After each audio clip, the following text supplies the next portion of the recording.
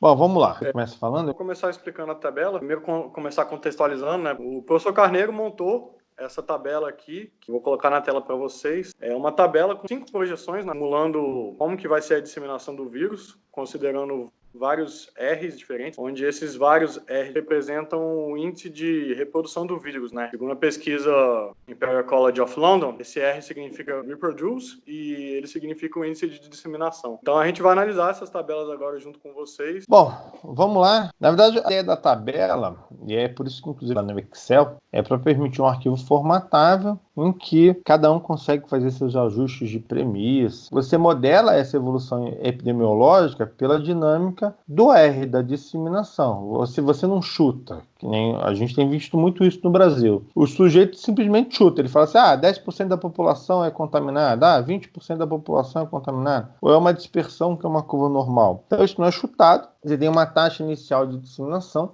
Essa taxa evolui na população, porque quanto maior a densidade demográfica, mais fácil ela evoluir. Existem fatores socioeconômicos que determinam isso, que influenciam, né? Do caso específico do coronavírus, a gente ainda não sabe exatamente qual é essa taxa, mas tem uma probabilidade muito alta. A taxa inicial, que a gente chama de R0, está em torno de 2. O estudo que a gente observou do Imperial College of London, ele estima que com 95% de segurança ela está entre 2 e 2,6, né? 2,6, é uma probabilidade bastante alta. Nesse trabalho a gente modela uma taxa de 12,2, então ela começa com 12,2. E aí a ideia é que no dia 45 da epidemia, você faz alguma coisa para reduzir essa taxa, e aí são os 5 cenários, você reduzindo essa taxa para 1,5, para 1,1, 1 e 0,8.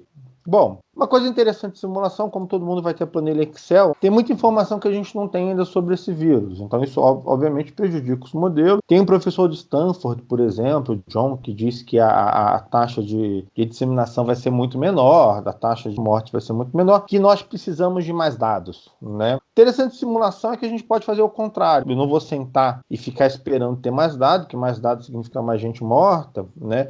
E talvez uma reação tardia. Então, já que quanto mais tarde eu ajo para reverter a dinâmica do R, né, da taxa de disseminação, mais difícil sou eu reverter essa taxa, tá? Maior é o custo de reversão. Então, o que a gente pode fazer em simulação é inverter a pergunta, é perguntar o seguinte: qual teria que ser a dinâmica do vírus para que o sistema de saúde público e privado brasileiro conseguisse fazer frente à epidemia? Então, essa é uma pergunta interessante. Você pode pegar lá, mexer nessa planilha Excel, e você vai ver que a probabilidade do sistema de saúde brasileiro conseguir fazer frente à epidemia é muito baixa, se nada for feito. E onde é que eu consigo fazer alguma coisa? É modelando o R. E eu modelo o R, que é a taxa de disseminação, de duas formas: ou com isolamento social, ou com a imunização da população, tá? E a imunização, por sua vez, ela vai acontecer de duas formas: a imunização natural, que está lá simulada, né? Dá para ver lá que o custo social é gigantesco. A tabela, no caso. É a primeira tabela. E a imunização artificial, que é quando eu tenho uma vacina. Então, quando eu tenho uma vacina, eu também consigo afetar o R fazendo um processo de vacinação em massa. Se nós considerarmos que 20% dos recursos de saúde, tá, seriam o nosso limite para que o nosso sistema não entrasse na bancarrota, nós poderíamos ter no máximo 426 mil doentes no Brasil, né? E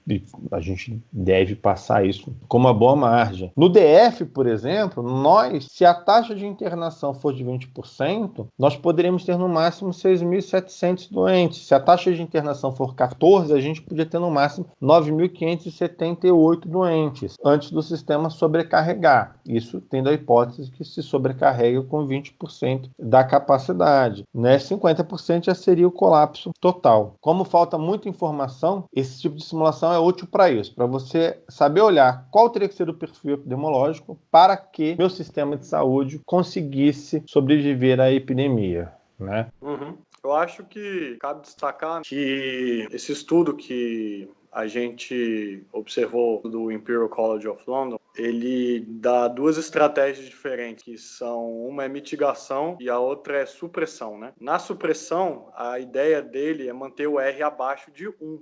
Ou seja, você vai suprimir a doença fazendo isso. E os outros modelos é mitigação, né? Onde ele tenta manter o R baixo, mas ele não consegue manter o R tão baixo que seja abaixo de 1, né? E aí é um fenômeno que a gente falou no vídeo passado, que é o do isolamento. Né, que é você escolhe isolamentos. Quando você vai para o D abaixo de 1, você não tem a população sendo naturalmente imunizada. Né? A população ela não é naturalmente imunizada. O resultado da população não ser naturalmente imunizada é que ela é vulnerável a uma segunda leva de contaminação. Tá? Então, se o mundo vai para essa estratégia de supressão num dado momento e o Brasil não vai para a estratégia de supressão, o Brasil vai para uma estratégia de imunização natural da sua população, os outros países que foram para a supressão não tem como aceitar a entrada de pessoas que passaram pelo Brasil.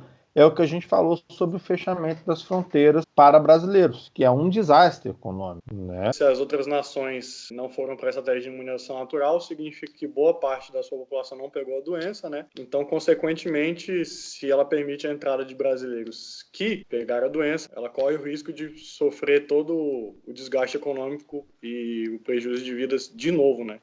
Sofreu um novo surto. Vindo do Brasil. Vindo do Brasil.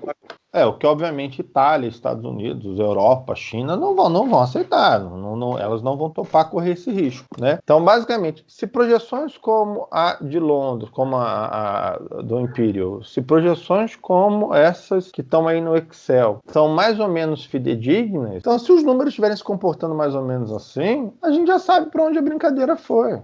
Já sabe quem está certo e quem está errado.